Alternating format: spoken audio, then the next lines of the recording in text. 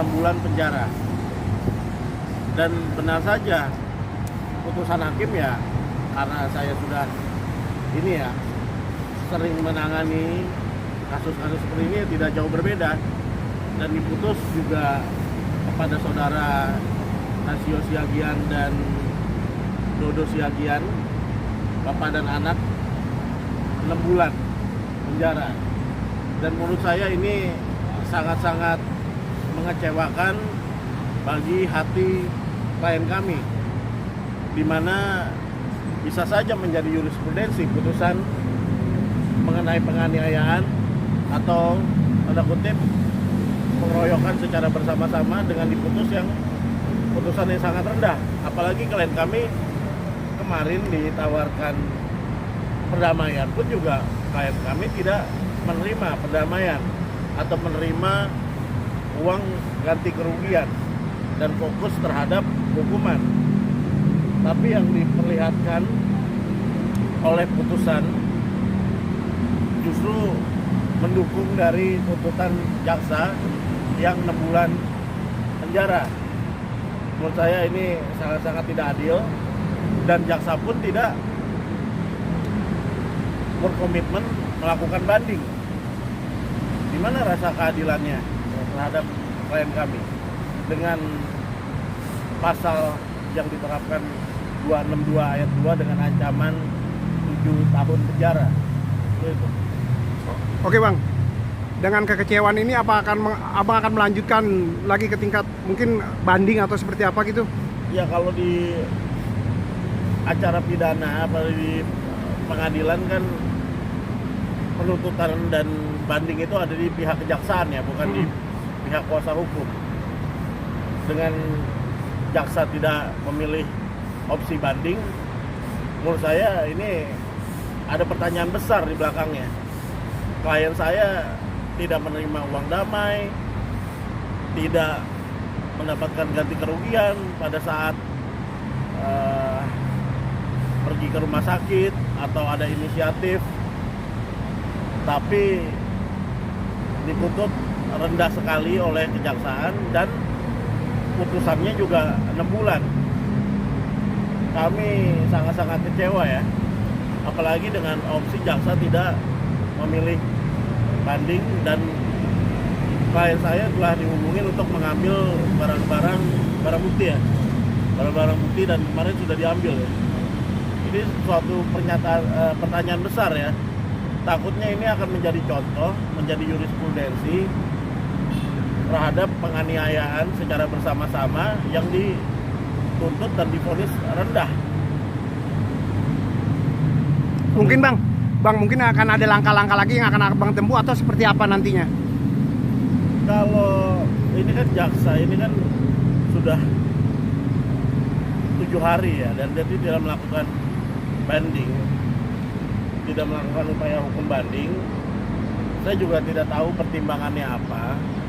Jelas-jelas diterapkan pasal 262 ayat 2 KUHP, Undang-Undang 1 tahun 2023 atau KUHP baru, yang ancamannya 7 tahun penjara, tapi dituntut sangat rendah sehingga hakim ya tidak berbeda jauh dari tuntutan jaksa. Saya pikir kita masih menunggulah putusan hakim.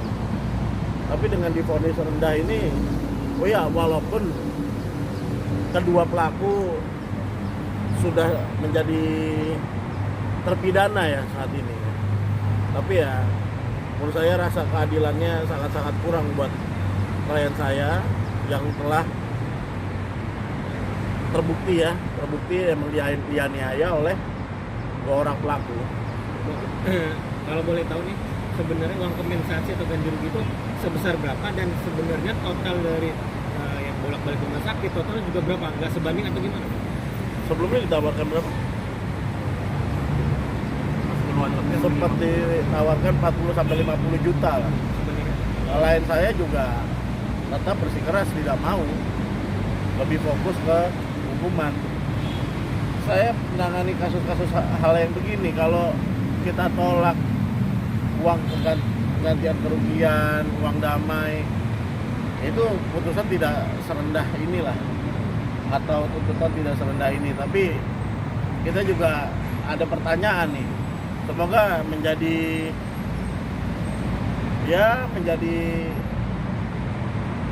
himbauan nanti dan masyarakat bisa menilai. Sewajarnya misalnya berapa bang dari misalnya ini Ya, masuk dengan- angin kah gitu? Ya kita tentunya bertanya-tanya ya dengan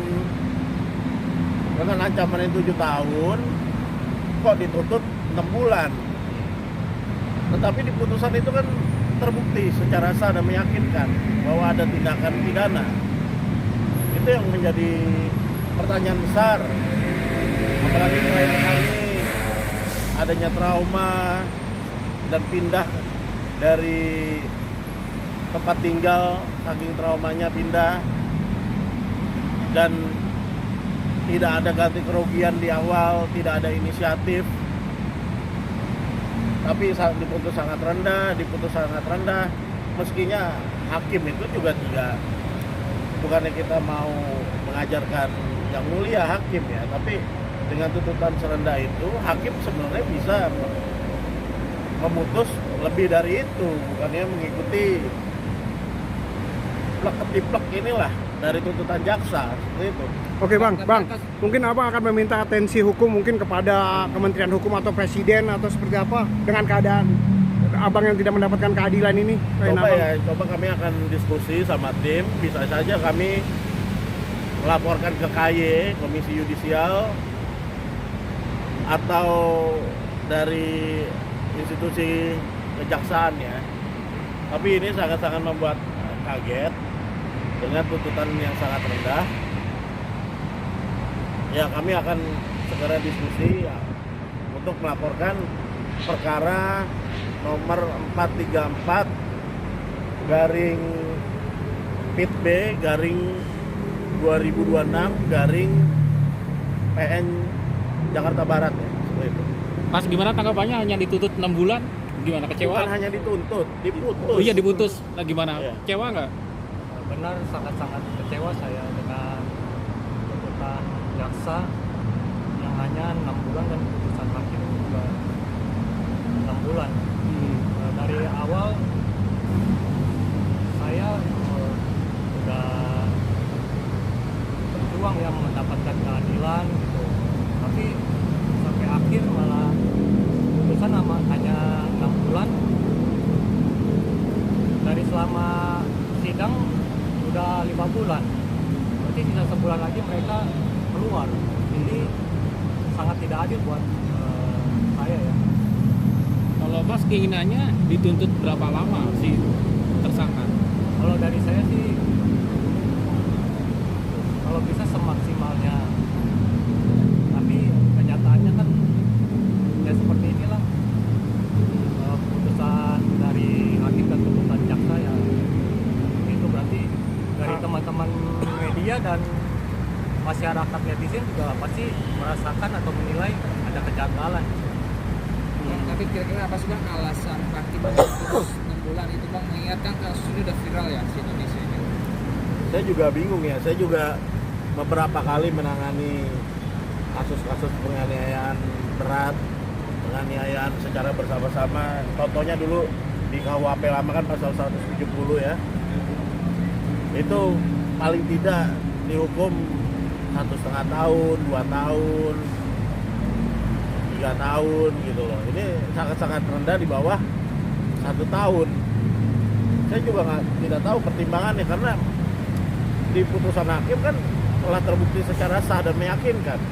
Apalagi berarti telah terbukti perbuatan dua orang pelaku itu telah terbukti.